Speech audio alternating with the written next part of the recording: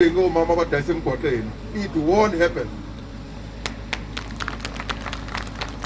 Sizothi xa sithi sisapota osomabhizinisi abancane, it must start with us buying from you. But man, I don't want to steal your thunder. Usibizeleni lapha man. Umutheke wena inkinga yakho. Umutheke kakhulu nje. La right.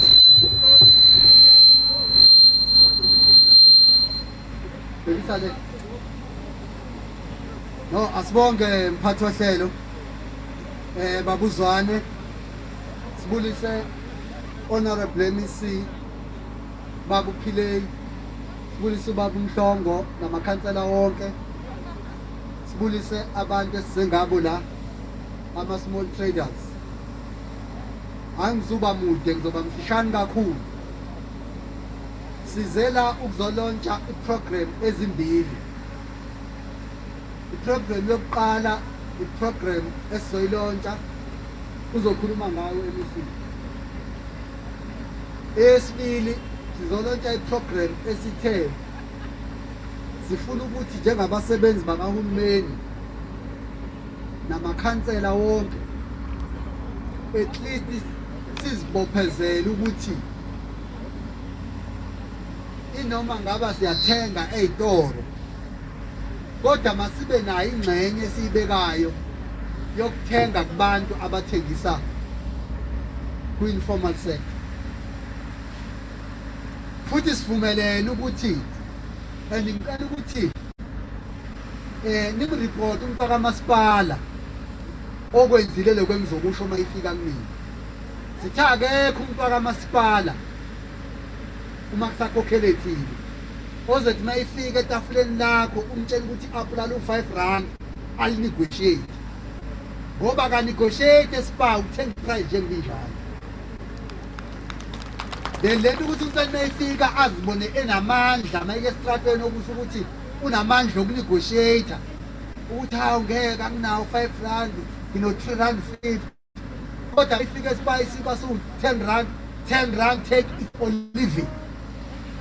Na abazofika banegotiate niba report ukuthi mayake nabo sebeqalile banegotiate bathatha iprice njengenjalo wana ka box abayithatha njengenjalo abanegotiate ngoba into esiyitholile ukuthi sizibuza umbuzo ukuthi yini thina sizonda kangaka njengabantu abamnyama kakhulukazi ngoba imali esuke uyithenga umama uthengisa estrateni nobubaba imali osuke uyazi kahle ukuthi lo mali izolala elokishini.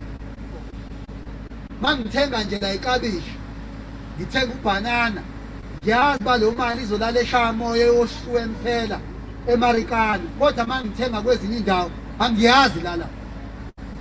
Angiyazi futhi ukuthi developer kodwa le ngiyayazi ukuthi ngenzeke bakunomntwana emfundisayo osenyuvesi ozobuya zobudokotela asize mina mase ngiyikhehle senginamshukwela nayo yonke le.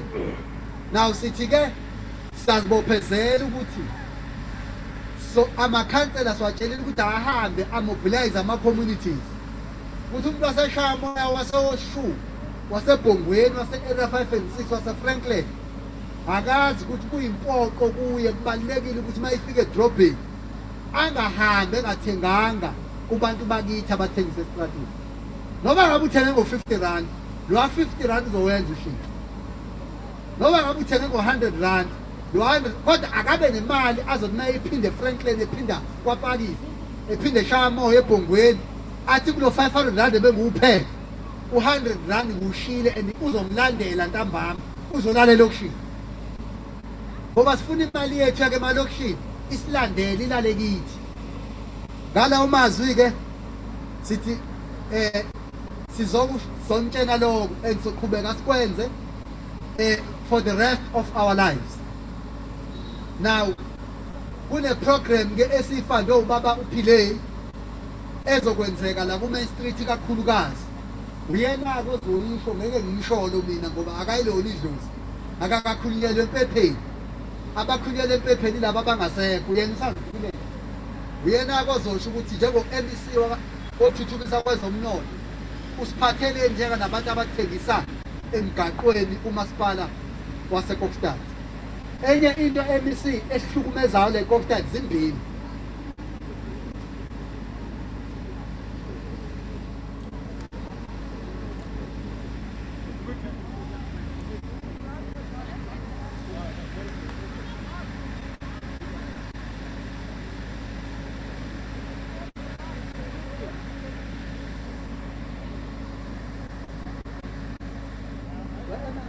That's the problem.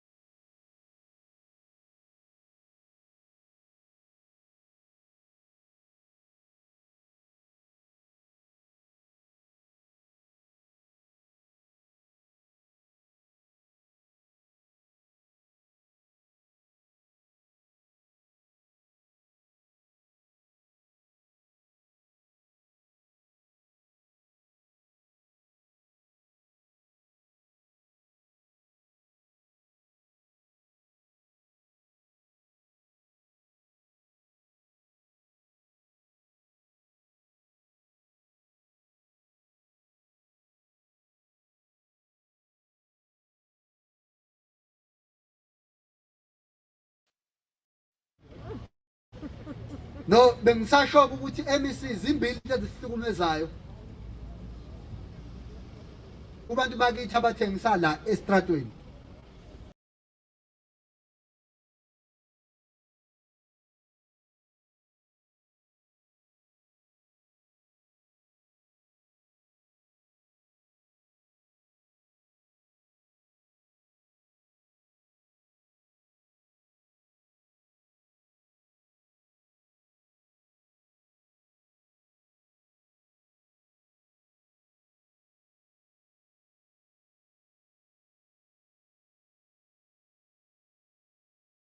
MEC ngoba akufunakali sikuhambise endaweni ezimnandi. Sikunike ipicture engekho. Bu-unfair. Masisuka la MEC ngizocela ukuthi ubone la yabo ngale kunama-toilet abobama abathengisa la. Kunama-toilet la. Ayi mess. It's a mess. Then akufunakali sikuhambise endaweni eziclean MEC ungayiboni ey'ngcolile. Ukwenzela uma sengifaka ucela imali yokulungisa la ma-toilet uthi wabonile. So phuma nje singene MEC uwabone. Ayi mess, siyawalungisa alimali siwalungisa imali but afuna imali eningi. Kodwa ayi mess kakhulukazi kubantu besifazane ngoba befani nathi. Thina sinconywana noba ke indawo ingcolile ngendlela esakhiwa ngawo umdali. Ngoba yama nje uthumele lapha. Abantu besifazane abakhowe ngenye indlela afuna ahlale kule ndawo ingcoli njalo. Then lapha bethola izifo eziningi. Sahlangana nabo mama laba labathi umntana meya usho ukuthi mangithengisa la kufuna ngisuke ngiye rank. Yabona ke rank almost a kilometer. Ngiyozikhulula le ngibiye ngibuye futhi. Khathi ngibuya ama customer u50 asedlulile. Sengiluzile ibhizinisi. Ibhizinisi ihambile. Nokuthi ke abantu abathanda ukufika njalo babefika bethola indawo ehleli ivalile. Uyephi uma ngisibanibani? Hayi ngathi usaye rank yamabhasi. Nakusasa njalo avelabona ukuthi umuntu angasayi isitolweni sakhe ngoba uhlele evalile. Now ke into ekufuna ukuthi sithi la esizodila nayo ngoba ayisilalisi MEC but sifuna ukuthi uyibone. Ungahambe endaweni ezinhle kuphela ungaziboni ezima shortfall wethu. Ngalawo mazwi siyanibongela bakwethu ukuthi somasipala sanifakela ifunding ku department yasifanda manje. Then ke uzothi mayiqeda ukukhuluma MEC Meso Antoinette athule lo muntu asitshengise lo muntu ozosenzela le program ezokwenzeka la Main Street. MEC honorable MEC baba MEC MEC wezokuthuthukisa komnotho KwaZulu Natal baba uRavi Pillay. Baba uRavi Pillay ke beke wayikhansela isikhathi eside lapho Gwini. Has been an MEC ubesakhela izindlu. Ushile gesenhle nje la kapakisi usakhele izindlu ezu83. Uphinda bomholi weAfrican National Congress la KwaZulu Natal. igala by profession. Ummeli umthetho wazi kahle wawufunda esikolweni. Is a lawyer by profession. Honorable Mr.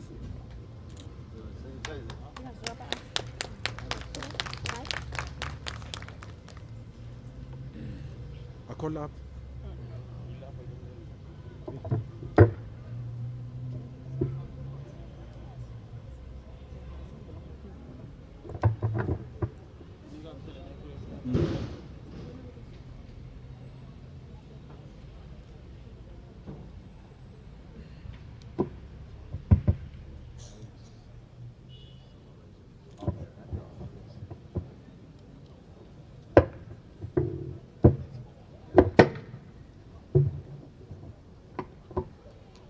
Thank you very much, our Mayor, for that introduction. Let me recognize our Program Director, who is the Municipal Manager, Baba Zwane, our Deputy Mayor, Councillor Walker, Msomlomo, Councillor Mshlongo, Executive Committee members, all the councillors, officials of the municipality and the department, mothers and fathers, brothers and sisters, and the young people who are here. Good morning to you all. Molwe. Firstly, let me bring very warm greetings and good wishes from our Premier, Mdunankulu Sishle Zikalala, who knows what his MECs are doing every day. And our job, Mayor, is to report back what the mayors are doing every day. And I think I can report to him today that the mayor and the municipality of Kokstad, with all the councillors and the officials, are working very hard to do the things that we are mandated to do by our organization, the African National Congress, and driven by our dream and vision of the Freedom Charter. Of course, it's always a pleasure to come back here to Harigwala district, where I am from Port Shepstone, as you may all know, a site. So this has been part of home, but I was the district champion for district for many years, and therefore I would often come here, and it was always a pleasure to be here. I want to congratulate the municipality firstly on what is a very pragmatic program, a program that touches your lives with our people on the ground. That is what we want. When we were in the briefing meeting earlier this morning, I was very proud to hear that in this municipality, and I walked into the mayor's office as well. Mayor, I didn't tell you this. When I walked into your office, I observed. You're waiting to see what I'm going to say. I observed that in your office, Mayor, there's no expensive lounges, there's no fancy equipment, there is working equipment. Yes, you need chairs, you got chairs. You need a desk, you got a desk. You got a shelf to put your things, you got that. You don't have luxury. And I want to commend you for that, because a lot of our leaders still have to learn that lesson.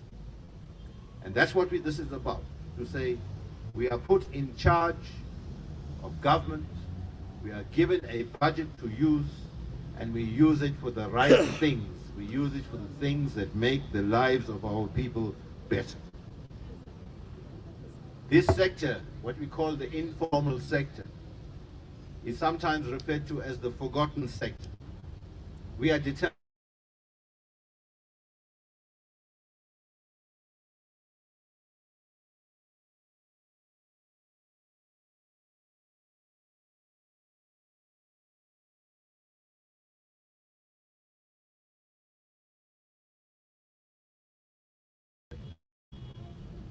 I want to say to you that you all know, and many of you might have been affected by COVID-19 directly. I'm pleased that all of you are wearing your masks and we have social distance. Because the number one priority for us before our economy can really grow is to defeat COVID-19.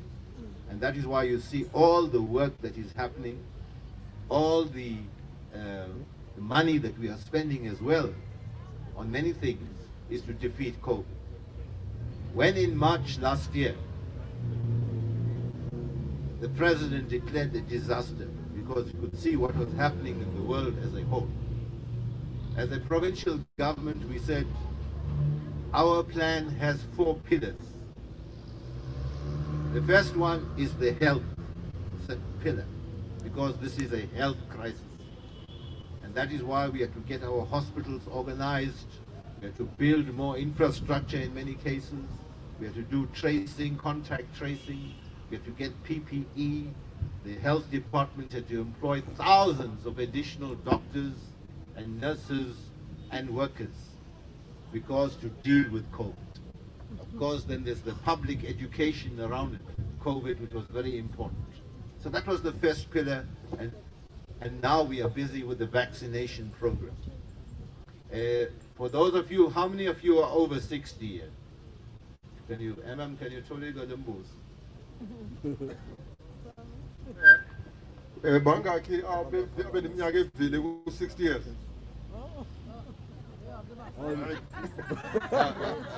Me too. I'm over 60. How many of you got your vaccination? Bangaki asebejovele i-COVID nabaphathi kwethu. Okay, 1, 2, 3, 4. But it's a start. So it's a start. On Monday this week, Mayor, on Monday this week, I had my vaccination. Mina ngalomsombuluko lo onelisonto ngijovile ngitholile. Yeah, so we want to say that because we've got to give a clear message. The science of the vaccination is clear. The World Health Organization is supporting it. All the top scientists are supporting it. Yes, they had to produce a vaccine in a short space of time, and therefore you have to be careful. But we have to accept that it has passed through the regulatory authorities, what we call the SAPRA, which is our South African regulatory authority that checks and tests and makes sure that it passes the safety criteria. And in all other parts of the world, these vaccines have passed the test. So we must be clear and not be affected by what is sometimes fake news or sometimes those which are in what we call in denial. So that, but the point is that until we vaccinate 60 to 70% of our people, then we will not have defeated COVID-19. And until we defeat COVID-19, we won't get the economy back to its full strength and growing stronger. So that was the first pillar when we started, the health sector. The second pillar was to look after the vulnerable. Because when you put the lockdown into 3 months of lockdown, we knew that people were not going to go to work, especially your sector, because you were in lockdown, the hard lockdown. There were factories that had to close. Only those which were essential service could work. So the government, our ANC government, said, no, you can't just have not just have a hard lockdown and not think about the vulnerable people. So the second pillar was the top up of the grants, what is called the TERS scheme, Temporary Employee Relief Scheme. So even those who were employed could still get up to 60 to 70% of their wages while the lockdown was happening. There was a small 350 which is continuing. There was the food parcels, there were some problems around it. But all this was meant to soften the blow for the vulnerable section. So that was the second pillar. The third pillar was compliance, because you declare a disaster, you make rules, you must make sure that those rules are enforced. And so with the security forces, the police, even the army, your metros, and even the liquor licensing authorities and so on, all had to be commanded to enforce those regulations. And I always, when I'm explaining this, I remember MEC Begin Tuli, because he was in the front line of that campaign to enforce. Today he is late. He's passed away. He passed away because he got COVID while he was doing this work. So that was the third pillar. But from the beginning, our fourth pillar was economic recovery and reconstruction. How we are going to rebuild the economy. And from the beginning we said, okay, we're going to recover the economy But then the question, in fact, Unobala Wekosatu asked the question, who covers that. He said, MEC, when we were in the meeting of the social compact I was explaining to you, he said, MEC, you're going to recover this economy, but recover it to what? Are you going to recover it to the same distorted, apartheid, legacy-based economy, or is it going to be something different? And then we agreed, no, it has to be something different. COVID is a disaster, but it must leave us this legacy that we use the opportunity to think about how the economy is structured.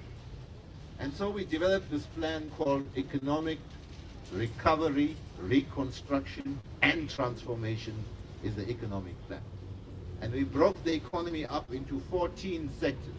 I'm not going to list all the sectors, but suffice to say that it's made up of agriculture, for example, it's made up of tourism, it's made up of manufacturing, industry, but in that 14 sectors is the informal sector as a special category that we have to deal with. So no more will it be a case of we thinking about the informal sector only when there is a crisis. We must have consistent, sustained planning and implementation with regard to the informal sector. So just like when we plan for agriculture, this is the planting season, we need fertilizer, we need to plow and so on, we have a plan for agriculture. In the same way, we must have a plan for the informal sector. And I want to congratulate the municipality because you are amongst the first. You are amongst the first to launch this kind of program. And when we budgeted as economic development and had some money, we had to ask ourselves, which are the municipalities that are most organized, that are best placed to make the best advantage and use this money effectively. And we very quickly came to the conclusion, Mayor, that Kokstad will be one of those municipalities. So the program that we are launching is that we said, okay, but we're not just, what are you going to put on the table? In fact, you said you've got 1.5 million, what can we? So this project that is launching today is worth 6 million rand. The municipality has put 1.5 million rand and the department has put 4.5 million rand. Altogether being 6 million rand. Now, what will that 6 million rand give? It's going to give, Mayor, and we all know now, we don't do things, we have what is called monitoring and evaluation. Right? So in fact, in my department, I say to my officials, don't give me a report without the numbers, because if you can't count it, it means it hasn't happened. So this program is going to give 50 new specialized informal trading stores. It's going to give 20 renovated and refurbished existing trading facilities. It's going to give 1 shipping container that will be converted to allow for food preparation, and it will give renovations and refurbishments to the trading and toilet facilities at the main taxi rank in the Kokstad CBD. So we all know what we must deliver with this money, and Mayor will say, or the MM will tell us when he's closing, when I can come and inspect to say this thing has been delivered, come and inspect MEC, then if you qualify, we can see what else we can do thereafter. So we want you, as the informal sector, to work with the municipality in implementing this. You must be aware of the plans, you must be aware of the designs, you must be part of the process of the implementation so that you own this project yourself as well. It's not something that's just coming from a distance, it's parachuting, but you are not involved in the process. That's very important because you must own the process. When we were discussing this morning, we said, informal trading, we were talking about what the mayor is going to launch later on. We're saying all the officials and the managers and so on, at least some part of your salary you must spend in the informal sector. That's the program is good. Second program is going to launch. And we're saying that no, It can go beyond that. Even the housewives in the suburbs and the residential areas must be able to come and buy. But they're not going to come and buy if they're not going to feel safe. They're not going to come and buy if the place is dirty. It must be clean, it must be safe, it must be a pleasant experience, and you yourselves are your business people, you know how to be friendly and marketing and use your skills to sell products. Because you are business people in your own right. And we must respect you as business people and create the conditions for your business to grow. You know, Mayor, you know how we complain about crime. And then we say, where's our intelligence services? These are our intelligence services. Because they are on the street every day. They will be able to tell you more than an intelligence officer that's sitting in an office. Now, but they must be able to give us, if we're fighting drugs and fighting crime, who's better than able to tell you who are the people and where they are selling than those who are in the informal sector? So we must, but for that to happen, we must have a relationship. We must have trust, and we must have transparency. And that's the work we want to do as we go forward. Now, you're not the only ones. In fact, let me report to you as to who are the others that have got or going to get this opportunity. So you are part of the last year's allocation, 2020-21. You are together with Okashlamba, Mvoti, and Msunduzi municipality. So you're only 4, and you are one of the 4 chosen for the first rollout. And we'll see who's going to be first in completing it amongst those 4. And I'm hoping that costs. For this new financial year, we've got Mangozi, Shlabisa, Scottborough, Polweni, Newcastle, and Amanjlangi. So this I want this to tell you how seriously we are taking the informal sector. It's a formal program. We want to do this throughout the province. And we will learn from each other, because some of the things we're going to do are new. So we will learn from each other. In fact, Mayor was showing me photographs earlier on of the type, how the structure, how it is built and how it is designed. And some will be better than others. And through practice, we will learn which ones work and which ones don't work. Which ones are designed properly and made of the proper material and which ones are not. Which ones will last and which will not. So these are things we will learn together and learn from the experience and correct any mistakes. So let me congratulate you, Mayor, on this project. You know, the unemployment, Mayor was making the point earlier in the meeting. Unemployment is high. There are thousands and thousands of especially young people who are unemployed. And each small business will contribute to making that unemployment less. Now, there's 14 sectors that we said we broke the economy up into. The Coxstad Economic Development Department, and that's the other thing, Mayor, we're saying. It can no longer be that the LED officer is some small office at the back, because when you have to account, you say, oh, you got an LED officer. Local economic development must become as central to your work as water and sanitation and refuse and street cleaning. Because that is what's going to grow your economy. When your economy grows, that's going to increase your rates and services income, and everything becomes better, apart, of course, from more people being employed. So and we're going to help you, not going to just leave you to say, build your own LED capacity. We must be able to help you to build that capacity. And you're not alone. I told you earlier that we ourselves as a provincial department are a bit thin. We've got to build our own capacity, bring the best expertise to play in this critical program. So I'm not going to give you the figures for unemployment in the country, but it's bad. But this kind of program, brick by brick, will address that particular challenge. Let me then conclude by saying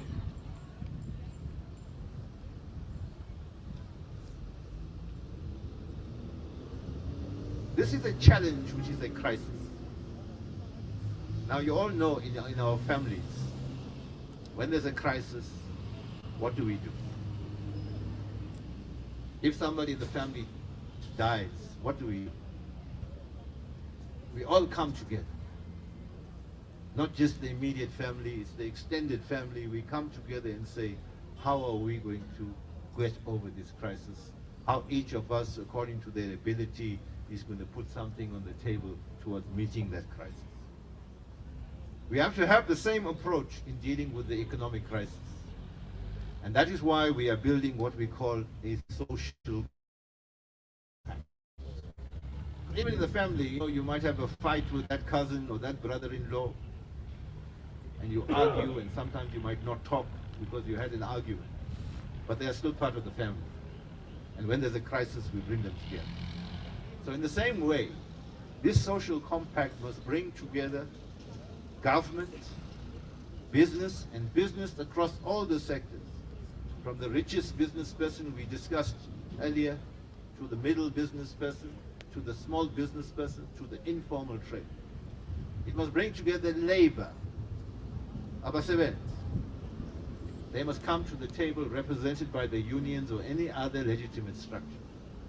And then we must bring together civil society, because there are many organizations, the church groups, the civic associations, even your sporting organizations. Of course, traditional leaders must be part of the government sector. And in that social compact, we must agree on what is our economic plan for our district. Because the economic plan for Harry Gwala and Kokstad will not be the same as the economic plan for eThekwini or Mkanyagud. You say, of these 14 sectors, which are the important ones for Harry Gwala and Kokstad? And then we say, what are we going to do to systematically build each of those sectors so we have a cumulative effect of bigger economy, most importantly, maximizing job creation, but also transforming this economy at the same time. Because even those in the business sector who are in the richest levels, they understand, or they must be made to understand, that they cannot succeed, they cannot continue, they're going to think they're going to work as an island above everyone else. They have to be part of this social compact. And I want to challenge you, Mayor, because you are the leader. You'll make these things happen, and you challenge all those sectors to come together and say, be part of this plan. With those words, Mayor, congratulations once more. Congratulations to all those who are in the informal sector, and I'm sure when we come back, MM is going to tell me the date by which the project is going to be completely implemented. Then I will be back and we will celebrate together. Thank you for listening. May God bless each and every one of you. See you.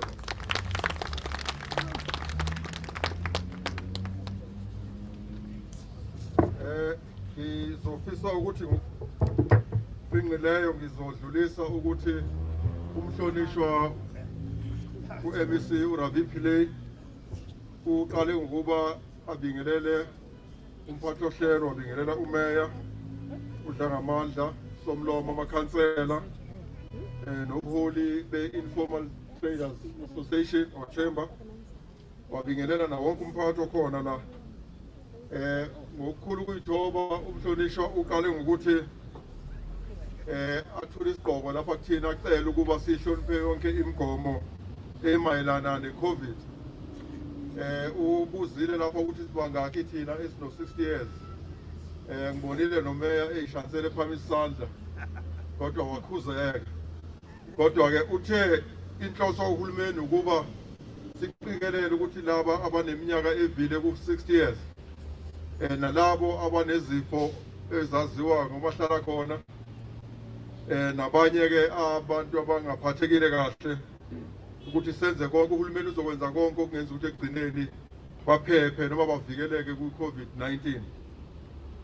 Isizathu esenza ukuthi uhulumeni wenze lokho ukuthi ubhekelela ukuthi impilo zabantu bakithi ziphephe kanti ke futhi nokuthi siqhubezela phambili uhlelo lokuthuthukiswa kwezomnotho kuso lesikhathi esibhekene naso se-COVID-19. Umhlonishwa ushilo ukuthi uke waba u-champion nomshampiyoni kwisifunda sakithi lapha eRigwala lapho asebenze kahle kakhulu nathi kwaze kwathi-ke undunankulu umhlonishwa ukhuzeni ubaba uSihle Zikalala wamthuma kwezinye indawo kodwa akakhohlwanga ukuthi sisekhona lapha yingakho namhlanje esabele wasukumela phezulu ubaba udla ngamandla umeya wethu emcela ukuthi azoba nathi lapha namhlanje. Uthi uzokwedlulisa lapha umsebenzi ngokusemthethweni omfuna wenziwa umhlonishwa uZikalala kodwa njengesandla sakhe sokuphosa ubone ukuthi athumele yena lapha ukuthi azoniqinisa idolo anazise ukuthi umkhakha lo enikuwo kwezohwebo noma kwezomnotho umkhakha ongakhohlakela sukhohliwe suhulumeni. Uyabona nje kwezinye indawo abanye abantu baye bethi hayi i-informal trading sector kodwa thina njengohulumeni waKwaZulu-Natal ophethwe ubaba uZikalala ongithume ukuthi ngize lapha namhlanje senza konke okusemandleni ethu ukuthi umkhakha lo enikuwo uyathuthukiswa. Sizohlala sikwenza njalo ukuthi konke esingakwenza kube nayo inhloso yokuthi kuthuthukiswe umkhakha enikuwo as informal traders. Siyazi thina sohulumeni ukuthi ngenkathi i-COVID-19 ihlasele emawala maningi abantu enisebenza nabo abalahlekelwa amathuba okuhweba ngoba abantu ababethenga noma babenamandla okuthenga bancipha abanye baphuma baphela embonini kodwa sizokwenza konke okusemandleni ngohlelo likahulumeni olufana ncamashini nalolo likamasipala wakithi eKokstad ukuthi le sector enikuyo noma le mboni yenu iyavuka iyasimama futhi iba sezingeni elifaneleyo noma ngabe kunjani. Angizukuchitha isikhathi ke ngibalule zonke izinhla zezomnotho ezu-14 kodwa ngizogcizelela kule esihlangane ngayo lapha namhlanje ukuthi siwuhulumeni inhloso yethu ukuthi sithuthukise futhi ukuyithuthukisa akusho ukuthi sizogcina ngokukhuluma ngoba ziningi inhlelo ezilandelwe ukuthi emva kokuba sesenze uphenyo siwumnyango wezokuthuthukiswa kwezomnotho waKwaZulu-Natal sathola ukuthi ikuphi kahle hle efuna sikwenze. Sikwenze lokho ngonyaka ka-2020 lapho esaphuma khona nemiphumela ethile okuyiyona esenza ukuthi sikwazi ukuthi senze into ezokwenza ukuthi nisimame niyisektor. Lo hlelo lwethu-ke luyasebenza endaweni zakoKhahlamba, eMvoti, lapha eKokstad naseMsunduze. Imali esibekele eceleni ukuthi isebenze kulohlelo imali engako 14.5 million okuyisabelo eyingxenye isabelo mali somnyango enguholayo wakwa-Economic Development, Tourism and Environmental Affairs. Le mikhandlu ke sengiyibalulile yiyo ezohlabana noma ezobhenefitha ezohlomula kodwa kule sabelo kulonyaka weyimali esikuwo kunemali engango-24.5 million ezosebenza endaweni zakoManguza, kwaHlabisa, eScottsbury, eFolweni, eNewcastle naseMadlangeni lengako-Newcastle. Lo hlelo-ke njengoba silethula lapha ku-Greater Kokstad Municipality siyazi ukuthi inhloso yalo ukuba lusebenze edolobheni lizobuye futhi liye koBhongweni naseshayamoya ngenhloso yokuthi zivuselele lokuthiwa ezomnotho zasendaweni yasemalokishini. Now ngicela ke ukuthi nikuzwe kahle lokho okushiwo umhlonishwa. Thina la eKokstad kule mboni esikuyo naku enizokwethulelwa kona noma okuyingxenye yalo hlelo esilethulayo. 1, sizokwenza noma sokwethula ama-trading stalls amasha awu-50 ngicela shaya ihloko. Okwesibili sizovuselela senze ama-stalls awu-20 nendawo zokusebenzela osomabhizinisi bakithi abancane ukuthi nako kube ingxenye yalo hlelo awu-20 azovuselelwa ukuthi abe masha nawo ngicela shaya ihloko. ingxenye lohlelo kuzokuba khona futhi necontainer ezosetshenziselwa ukuba kuphekelwe kuyona ukuze izinto esizenzayo kube izinto ezihlanzekile nezinempilo. Kuzoba necontainer eyodwa. Ngicela shaya ihlombe. Hawu, ngathi ngisazofunda la. Kuzokuba khona futhi nohlelo lokuvuselela kabusha ama-toilet nendawo esisebenzela kuzona ezilapha e-taxi la i-taxi rank yakithi. Lokhu kuzokwenzeka ngokukhulu ukushesha. Ngicela shaya ihlombe. Baba umeya, angizukungena kuyinombolo noma kuma-figures akhuluma ngesimo seprovince yonke ngoba isethulo engizosenza ngokubambisana nomeya sibheke lapha emkhandlini wakithi eKokstad. Kodwa ngifisa ukusho ukuthi uthando esinalo siwuhulumeni waZulu Natal ngokuthuthuka kwemboni le enikuyo luhlula ukwenza. Sizokwenza konke okusemandleni ukuthi kuphele ekukhulumeni kwabantu ukuthi nimboni enganakekile noma enganakiwe. Sengiphetha niyazi ukuthi endaweni zakithi noma emindenini yakithi kuye ukuthi njalo uma kunenkinga okungenzeka kwesinye isikhathi ukuthi kudlula umuntu emhlabeni, siyayisihlangana siwumndeni, sihlanganisa amakhanda, sihlanganisa okuncane esinako ukuze sibambisane kule nkinga esisuke sibhekene nayo ngaleso sikhathi. Kanjalo-ke njengoba sibhekene nenselelo yokuthuthukisa imboni le yosomabhizinisi abancane nama-hawkers, kuyofuneka ukuthi noma ngabe sinokuhlukana okunjani ngokombono, isikhathi sesifikile ukuthi sihlanganise amakhanda, sibambisane, senze konke okusemandleni ukuthi imboni esikuyo le yethu iyathuthuka. Ngifisa ukubonga umasipala oholwa ubaba uMeya uMtolo namakhansela akhe ngokuthatha isinqumo sokuthi babhekane ngqo nomkhankaso wokuthuthukisa le mboni esikuyo. Ngiyaqala ukubona lokhu kulo masipala futhi kuyaqala ukwenzeka kulo masipala. Ngikusho lokhu ngoba ngungqongqoshe obhekele iprovince yonke. Ngishayela ihlombe ngamandla ngiwungqongqoshe, kukhuluma mina njengongqongqoshe. Ngishayela ihlombe ngamandla ngomsebenzi enwenzile. Ngicabanga ukuthi nabanye kwezinye indawo bazokwenza lokhu enikwenzile. Usho kanjalo umhlonishwa uRavi Pillay. Ngicela nimshayele ihlombe. I tried. Very much. I tried. Yeah. It has nothing to do with my bonus. It's part of my work. Uyabona ke umhlonishwa nomeya sebekushilo abakushilo. Bengizocela ke lapho ukuthi bakumeya practical sicele before I do this, ngicela u-service provider asondele. Ngicela ubaba uMpiyakhe sondele mntu. You see bakumeya no-MEC ungeza uMpiyakhe. The sector, it did not just grow from the grass or from the ground. In a leadership, in a whole in the sector, in a leadership. It's so organized, not because someone who performed then kwenzeka. It will be unfair of me as the program director on behalf of the mayor not to introduce and request this is the man, together with his leadership, who do all in their power to make sure that this sector works with the greater Kokstad municipality. Bambia, ngicela ubingelele ungqongqoshe ube nezinto lezo. Iyasebenza le? Manje bulise umhlonishwa uPhilip. Ngibulise into kaMtolo umeya walapha eKokstad. Ngibulise uMangede umanejela walapha. Ngibulise amakhansela. Njengabalibalanga ke naba ndihamba nabo kwi-executive yalapha kuNukhu. Nonokhu balibalanga ndibulisa nonke ngegama elihle akho nto ndizaba sayithetha. Ngani umhlonishwa uMtolo uyigqibile yonke into befaba ndiyayigqithisa. Sikhona nje apha kudala sikhala, zininzi into esikhala ngazo,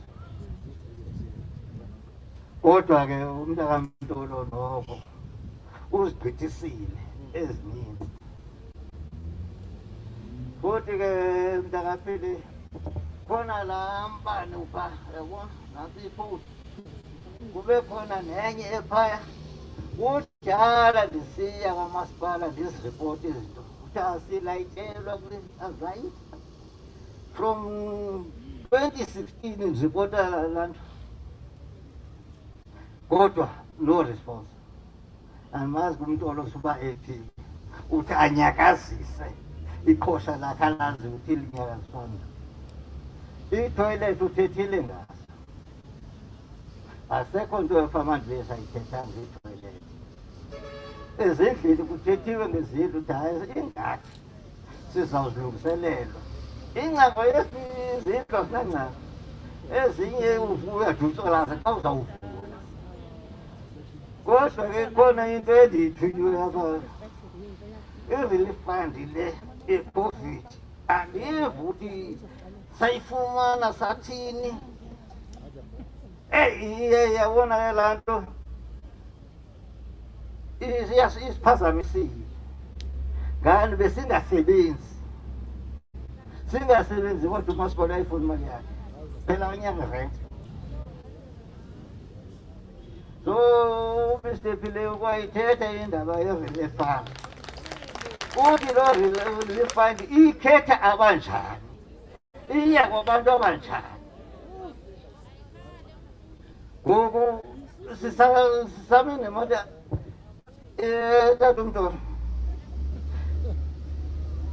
kunzima ukuba yinkokheli ngani bathi aba hayi masitoyitoye siyephi kumntolo bantu bakuthi niyaqoba itoyitoye ayizosinceda ngato into ezawuyenza kukumusha into ekhona ngani thina sizawuya phaa kumntolo siya ngale nto sifuna esixakile angenelele esingamaziyo amoshe esitolo apha unolangile kuthiwe oonokhowu basekhostani bebemashile baya kwamntolo bafike bamosha sibe singamoshanga ibe le nto besiyiyela thina ibibhadlile kwangenela bani umntu esingamazi Mr. Phileyo nengxaki nangoku uba ungathi siphuma apha sijikele ngapha kungafika amaphara asimusha ngabantu bethu kodwa bayasimosha wazawuthatha esihlangu sakho wasithengisele lo wathatha yayibona hayi bantu abamandinamali nje hayi mkhulu noba nje i-30 rand laa mnikazi wesasihlangu akalili uyalila mna zasithola nge-20 rand ndibe ndithi ndiwinile kanti andiwina emva koko ndilandelwa ngamapolisa yemkhulu awusasesitolo hayi mntanam ndiyasakuyithengele le okokugqibela ke ndigqiba tata uphile siyazikhwantela nje siyacela xa kuthiwa ngu-9 mabe ngu-9 siyeke i-african time konye ibhantu time uyabona ngoku njengoba ndime apha ngoku yimalini eseyindilahlekele umsebenzi wam ufuna isandla sam so masiyekeni i-african time u-9 mayibe ngu-9 uyabona ngoku mhlawumbi kungo-2 ngoku andazi ndiyayicela loo nto nakuwe tata umntolo ibe ke tata umntolo wokugqibela ngefuthi sicela uhlangana nomasipala sizibhale incwadi sizisepha ukuthi ayise phaa naphaa kungabikho response sukuba sibhala loo ncwadi nje sukuba ikhona ingxaki kuthiwa isihlangu uyabona so ndiyayicela loo nto futhi ndiyathanda ke xa ukhona nomntu mhlawumbi ozayiva le nto athe nikhulunqa nina kodwa nithi bayakhala i-economy siyeva ngayo nathi Kalela uba ikhathi le misetyenzana yethu engekhoyo iyakwazi ukuncedisa phaya ngapha isoka sibe phi phezu kwetafula. Enkosi.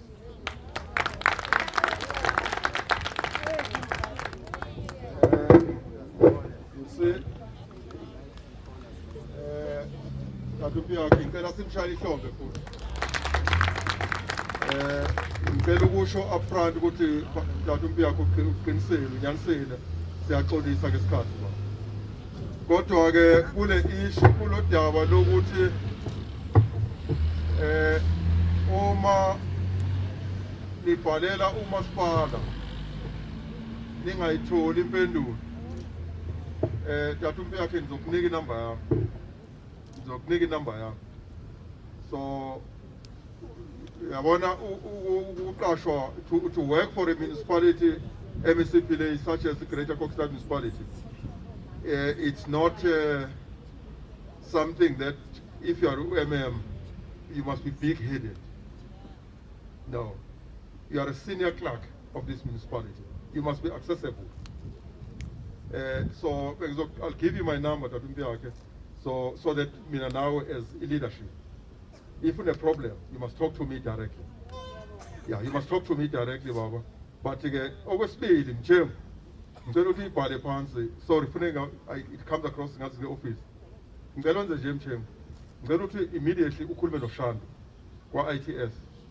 Before the end of the day, why those lights not working.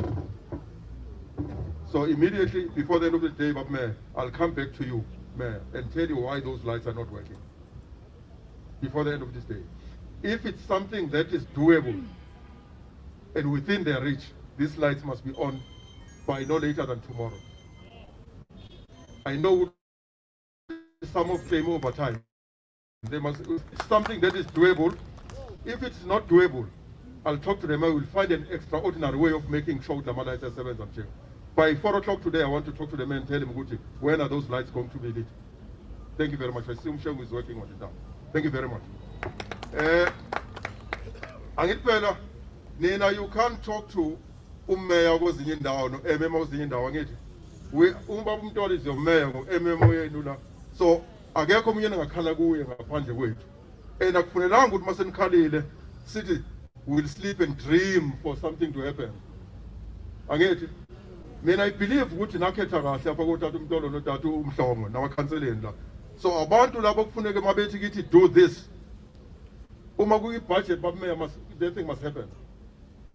We must not theorize ukuthi sisazoyophupha. No, we're not employed here ukuthi siphuphe, but we're employed ukuthi izinto zenzeke.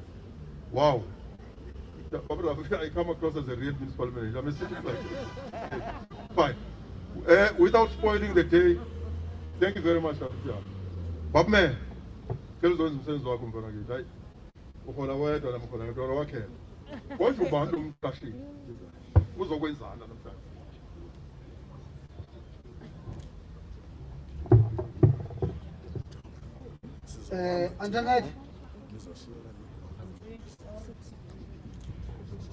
Antoinette Upuvuyo Priya from DPI. When?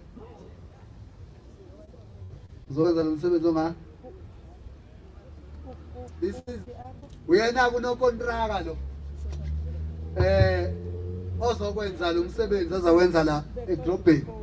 Lo boba lo MEC yama stores azowenza nazo renovator. Ubukeke trusted mombuka yena at face value. Then ke into esizocela nje ukuthi asitshelele ukuthi uqala nini. Uqeda nini.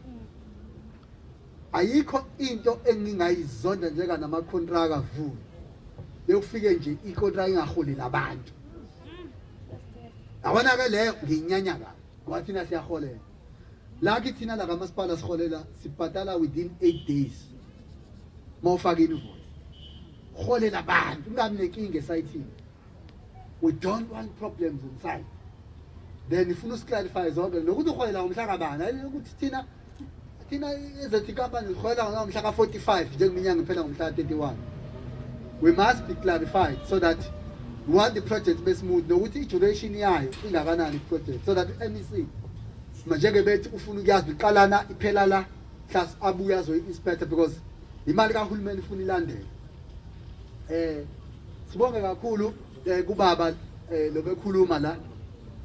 Abantu abadala ke bamnandi abafihla amakhuba kuhlakubi bathetha phandle and I think uMM usekomithile kwezinye izinto yiko bengithi angisho MEC ukuthi asingawafihla ama problems esinawo sifuna ukukuvezela yabo kunale tendency ukuthi makufike nini when you arrive here in our places we'll only send you to those green areas, night areas.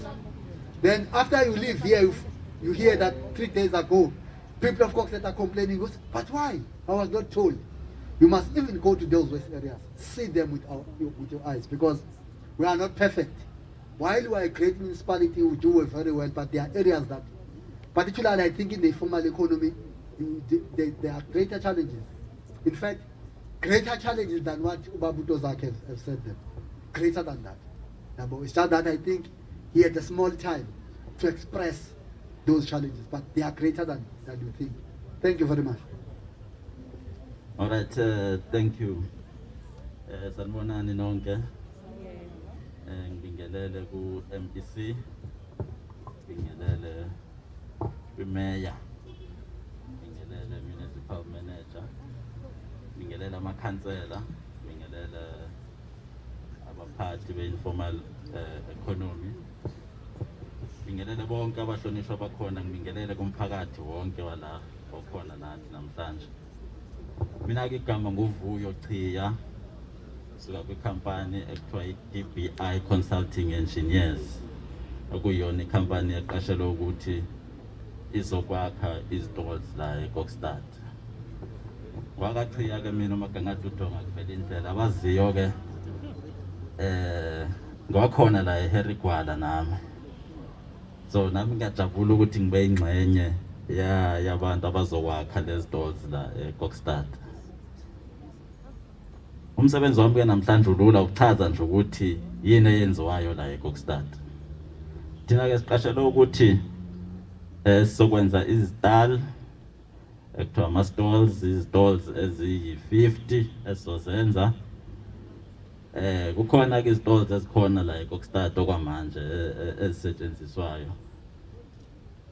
Eziningi zazo sengizibhekile azikho esimeni esi-right. Simoshakele nje ama-shelf akhona awekho right.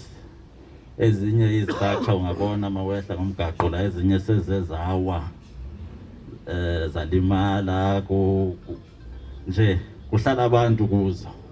Khona amaphepha namathiselwe kwizitolls. So akusiyisimo esihle neze lezi engizibonile. So ngiyajabula nami ukuthi ngibe khona ukuthi sikwazi ukuthi silungise yonke into ekhona la eKokstad ehlangane nezitolo. Zi-20 ke esizibekile ukuthi zizolungiswa then zi-50 ezintsha ezizothi zenziwe. Ngaphezulu kwaloko khona ne-container, converted container ezobe iyikhishi. So nayo ingxenye yale project esizobe siyenza.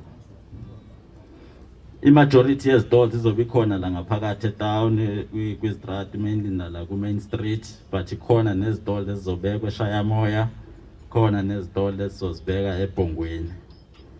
So mase siqedile konke uzobe kubukeka kahle eKokstad.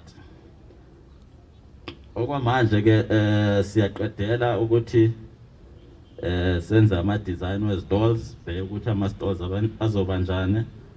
Mase siqedile esayidini lethu sokwazi ukuthi sikhulume nabo bonke abantu abakwi-informal trading chamber.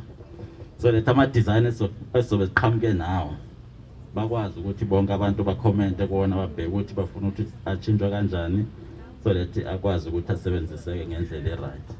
But indlela abuka ngayo lama-stalls mahle kakhulu, azokwazi ukuthi avaleke makunetha imvula ingangeni. Azobukeka kahle, nizobona masesiqedile. Ukuthi siqala nini? Lo mbuzo ngiyawuphendula manje, siyaqala next week.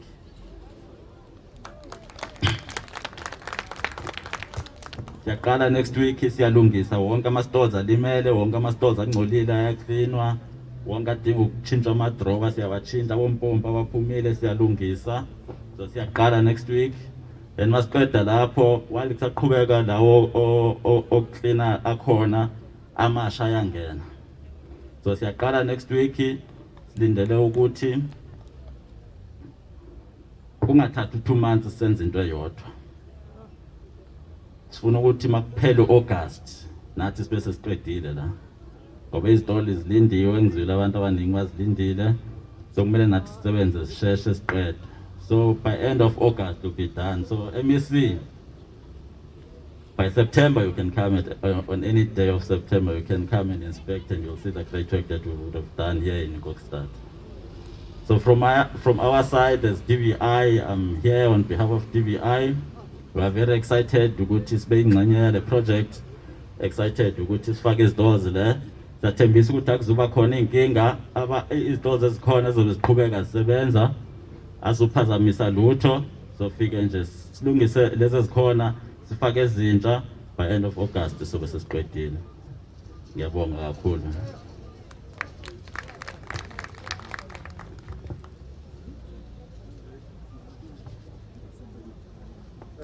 Ngicela simshayele ihlombe.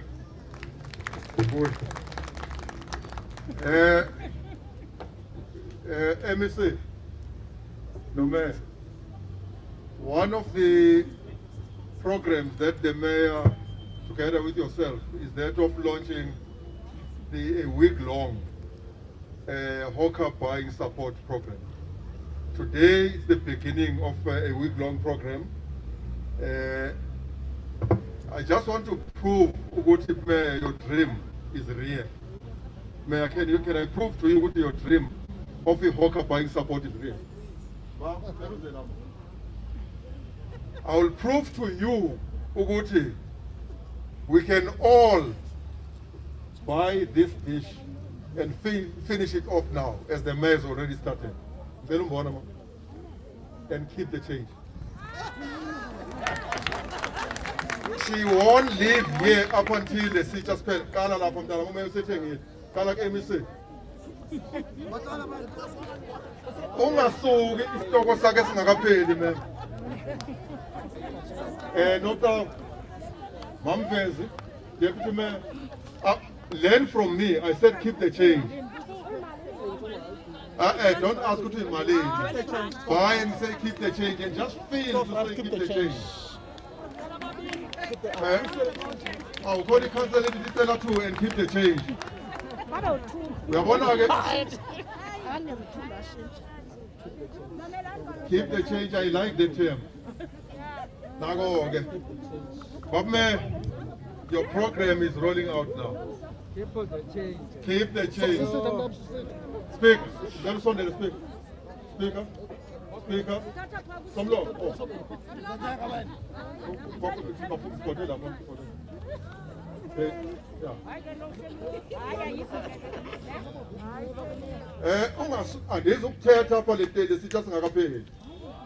Never. Fortunately, the council too. Okay, I send in later. Ozama, speak. Okay, Okay, 9 mics, please. okay. Beluzise wonke. Uspeak uthenga wonke. Cela shaya ihlombe.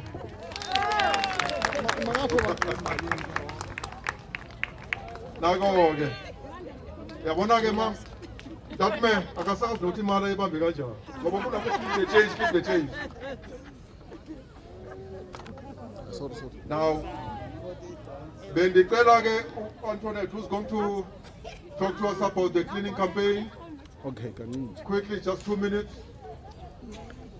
Colleague, introduce yourself. Talk to us about the cleaning campaign. Mayor, immediately after you, Mayor, MEC, Speaker, they'll join me in front here.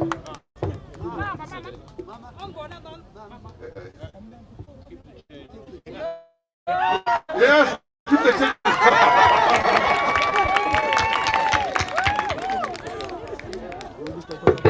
Mandibulise ngokhethekileyo MEC, Tatu Mayor, Tatu Speaker. So ndiyabulela because uphele wonke. Ndiyabulela nabale meeting enkosi. All right,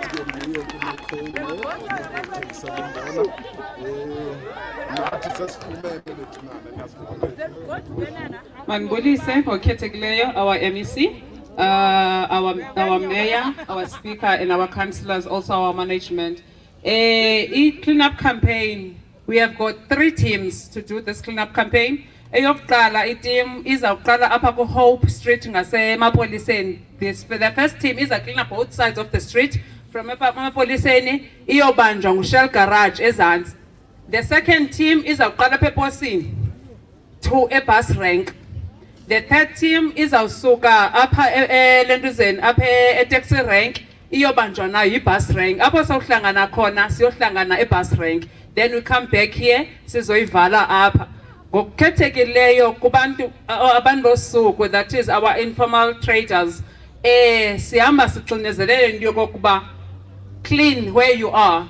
As usomashishini kufunekile kokuba uclean apho ukhona so that uza attract more customers. Njengoba zisitsho ne-bylaws zakwamasipala okokuba informal trader une responsibility yokucleana apha athengisela khona. Sizawuthanda ke kokuba singathanda kokuba sizeziteam zintathu nisijoyine khona ukuze sikwazi ukwenza umsebenzi wethu. And also xa singavuya okokuba nithi nihleli phaya nezitendini zenu nikline, kukhona iiplastic ezidistributwe ngabasebenzi bamasipala, nikline nithoke kwabasebenzi bamasipala banicela uthathela udoti. Abanye abantu abathengisayo bayayenza loo nto. Mandibulele kakhulu tatomncinci meme. Hayi ke ngeke ningawatholi dadewethu kababa. Bengicela ke ukuthi ubaba meya angisezukubuya mina baba meya. Bengicela ukuthi uzoxoxa nge-issue ye-buyer hawker buyer support, then uspeaker will do i-vote of thanks. Baba meya, angicela ningishaya ihlombe la mawo. Andiveni bathi litumbela.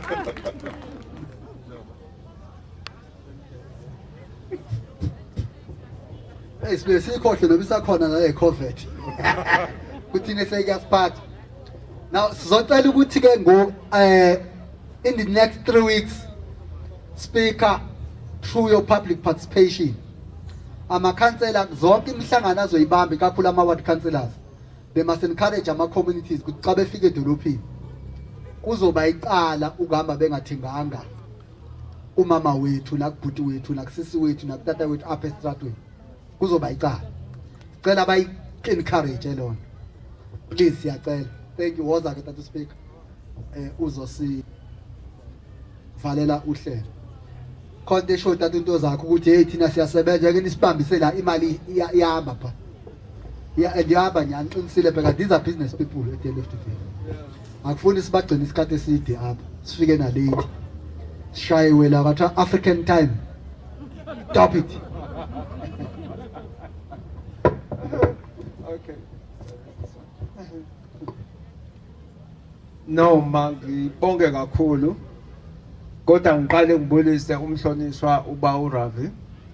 Ngibulise umhlonishwa umeya wamasipala waseKokstad uDlangamandla. Ngibulise amakhansela wonke akhona.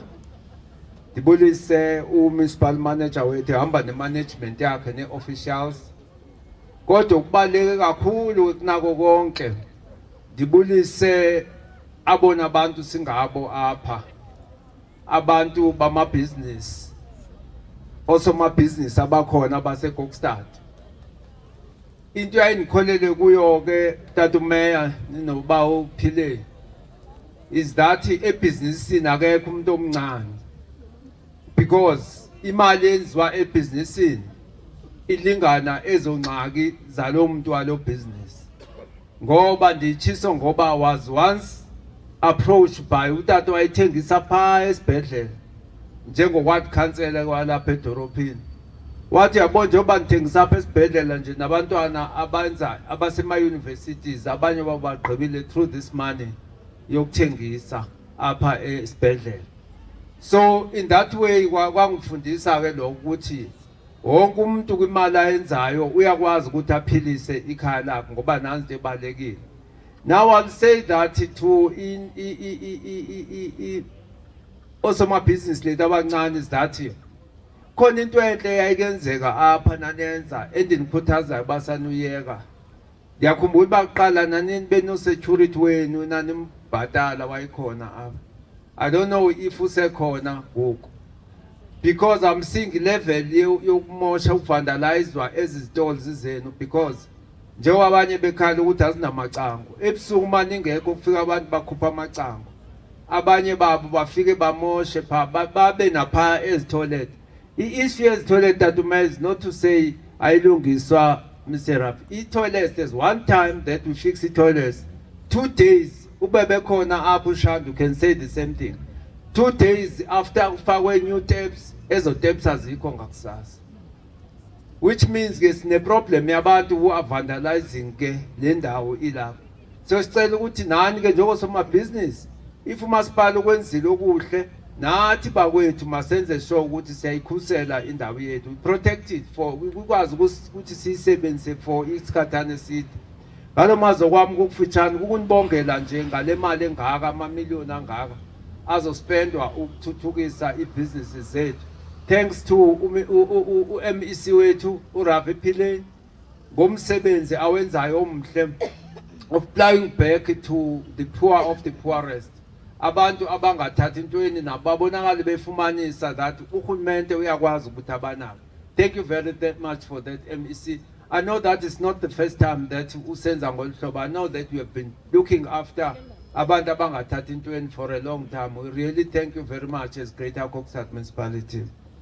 We furthermore thanks uMayor we Greater Kokstad uba udlangamandla because uba umntolo have done a lot together with these councillors, the councillors sonke of changing Kokstad to what it was to what it is today.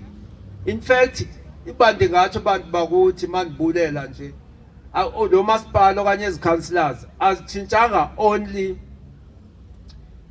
njengoba kubona kuzoba khona utshintsho.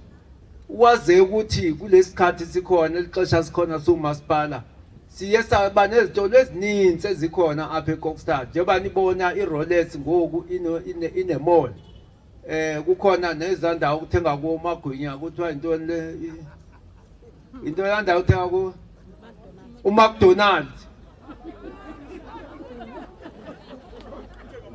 ukhona nezinye njengoba nibona ke ukuthi kusakhiwa futhi napha kwaSpa phanga kwami kuyakhiwa niyabona pha futhi kuyabonakala napha khona into ezayo.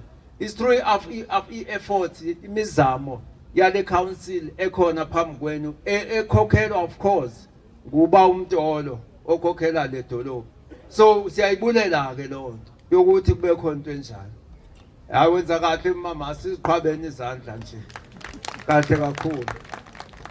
Because it shows that kuye kube kuhle akukho apho ukuthi hayi lo masipala kusasa uboleke imali kwenye ezidolopha okanye kwamachonisi. Uyabo umasipala onayo imali yokunenzela izinto ngendlela enifuna ngayo. Ngalo mazwi ke siyabonga kakhulu. Thanks to everyone okhona. Siyacela ukuthi umuntu waseKokstad nathi ukhuthaza njengoba echila uMayor ukuthi umuntu osuka noba ngophi makangaphumi engathenganga noba liaphile ebazalini bethu. Ngiyazibulele ke councillors esinazo ezikwazi na ukuthi izoqhubekisa lo mcimbi phambili. Siyacela ukuthi nibhekeke uCovid bakwethu. uCovid zange uphele kodwa ubuye ngamandla ngoku. So that sonke sizawusinda ni observe ke ni mamele uhulumende ku level 2 kule ekhona ke ngoku niyazi ukuthi sonke siyakwazi ukuthi sikuhloniphe le phase 2 okanye whatever it is called lento yeCovid sihloniphe ngangoko masipha irenkini sifaka ama mask sazi ukuthi pha kwibusiness zethu asimthatha umuntu ongafakanga intoni imask faka imask sihlambe izandla sicoceke sivileke ichallenges ewe ndiyakuyo ndiyazi le yamanzi sizoyilungisa bakwethu kodwa ke sigade lento yabantu abamosha ukuthi amanzi bonse xaxaza kakhulu.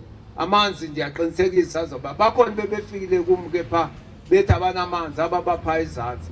Siyaqinisekisa ukuthi sizothetha ukuthi mavulwe amanzi. Ngalo mazi ndiyabulela kakhulu Siyabulela futhi somasipala siyaxolisa ngexesha elingaka kodwa ngicimba umcimbi bobalekile ngokuthetha ngokuthini uthuthukise impilo zethu namabhizinisi wethu. Enkosi kakhulu. Thanks everyone. Over to you. Thank you. Speaker. Mayor, you see, I looked at you guys eating your meals. Please do me a favor. This is mine. It's just that I was busy doing my work and we were busy chowing your meals. Once you are walking to the podium, Councillor Charles Valela Mkulego, Mayor invited to MEC Upile Guchati join him, we walk about, we take the rank. From there, Mayor has already launched a hawker buying support week. Maswala Councillor Matikiza will join the mayor in buying from our hawkers on the streets. Our vegetables that will be cooked, because one this weekend, they'll be bought from the street. Maswala, we are going to buy. Councillor Charles Bells Valela Mkulego.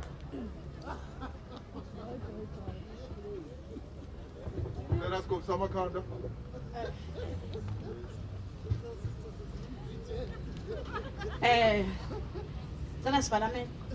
Baba egameni likaJesu Kristu waseNazaretha, siyabonga ke Thixo wethu, siyabonga umhlangano othi sifikele esiphelweni. Siyabonga ke Thixo sithi kubo bonke oThixo asimbonanga njengawe, unguThixo olithemba lethu, uNkulunkulu wethu namandla onke.